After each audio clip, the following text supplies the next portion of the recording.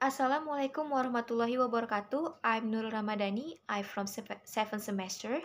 Now I would like to tell about what is the bilingualism, the beneficial of bilingualism, and the detrimental of bilingualism.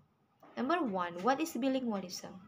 Bilingualism can be interpreted as the use of the more than one language by an individual speaker or an entire society of speakers.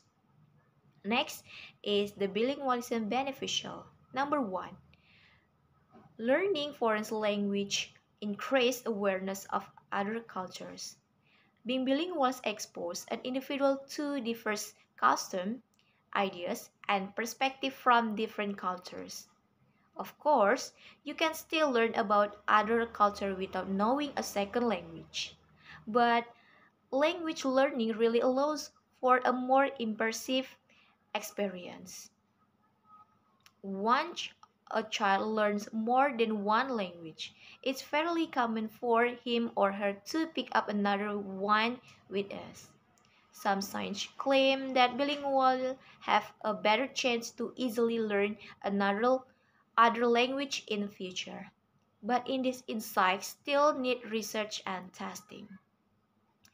It's fair to say that the improved linguistic skills are present already in bilingual speakers. Some of these advantages might include ability to learn new words easily, spotting rhythms and other association between word, ability to use process information in new ways, word categorization, coming up with solution to problems, good listening skills, improve communication skills.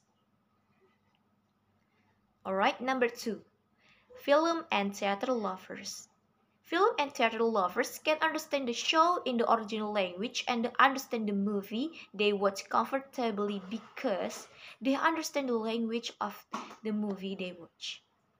Alright, number three, being bilingual makes you smarter. Unknown the benefit of bilingualism, you hear it right. You do not need to wait until you are in 16 to reap the benefits of having learned a second language.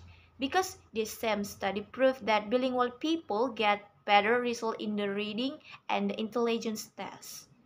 Another study proved that bilingualism strengthens a part of the brain that plays an important role is in process like problem solving and task switching. The next is bilingualism detrimental or number one, the learning of the second language will retard or negatively influence the learning of the native language.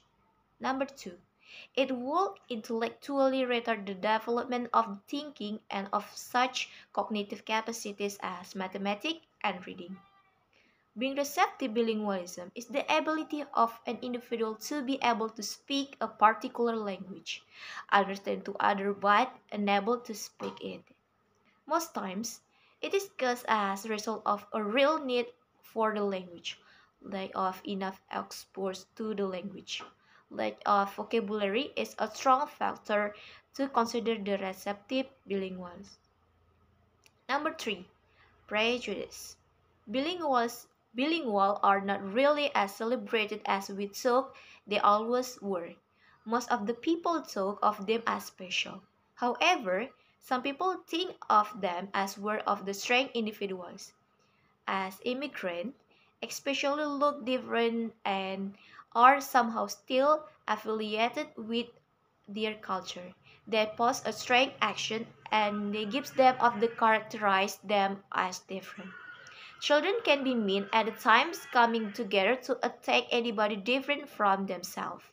Bilingual adults are seen as proud people who only talk for just trying to show off, making their peers feel jealous, especially if they have tried to learning the language before and failed. It is a hard challenge for bilingual to try to blend in with their peers and not to be seen worthless or knowing it all. Number four, cultural biases.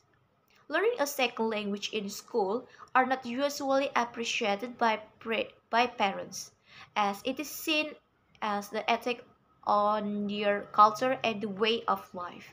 Learning is often faced with strong appreciation from parents' side. Learning a second language is believed to slow down their children's learning in other subjects.